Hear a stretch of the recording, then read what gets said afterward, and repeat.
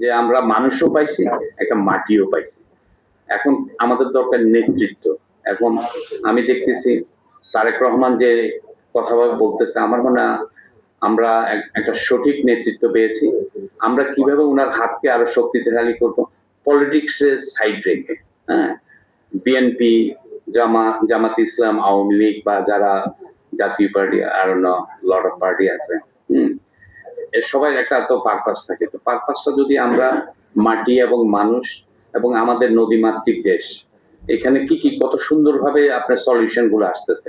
একটা নদীর পাশে যদি আমরা ডেভেলপমেন্টটা করি, নদীটা খনন করি, আমাদের মাছ হইতেছে, আমাদের নৌকা চললে ওখানে একটা বন্দর হইতেছে, ওই বন্দর হইলে ব্যবসা বাণিজ্য গুলা ইজি ভাবে কম খরচে হবে, ওই শহর গড়বে। আজকে ঢাকা শহরে এত, যেমন আমাদের সেক্রেটারি জেনারেল বলছে যে এটা পাঠযোগ্য না ঢাকা শহর, কোনো একটা প্রোগ্রাম উনি বলছে। ডেফিনেটলি আমরাও আসা ফিল করি, অনেক বিল্ডিং হয়, কিন্তু আলটিমেটলি যখন দেখা যায় যে আপনি নিঃশ্বাস নেবেন, পারদে অনেক বেশি, বাতাসের মধ্যে অনেক পারদ আছে, আপনি গ্রামে গেলে ওইটা পাবেন না।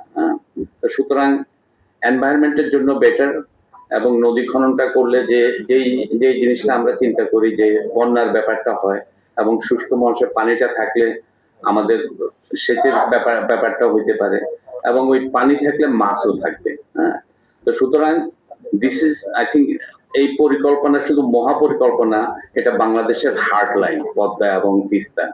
তো সুতরাং এটাকে আমরা কিভাবে সাকসেসফুলি করব, আমাদের টিচাররা আছে, যারা জ্ঞানী গুণী পলিটিশিয়ানরা আছে, হ্যাঁ, তারা সবাই মিলে, এবং আমরাও প্রবাসের পক্ষ থেকে এটাকে, যেরকম হাসিনা হটাও আন্দোলন করেছি, তিস্তা পদ্মাও আমরা ডেভেলপমেন্টের একটা আন্দোলন, আমাদের প্রধানমন্ত্রীর প্ল্যানের আন্দোলনটাকে আমরা এগিয়ে নিতে পারি।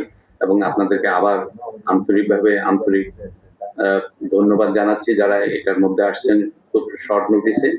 এই বলে আমার বক্তব্য এখানে শেষ করছি। আসসালামু আলাইকুম।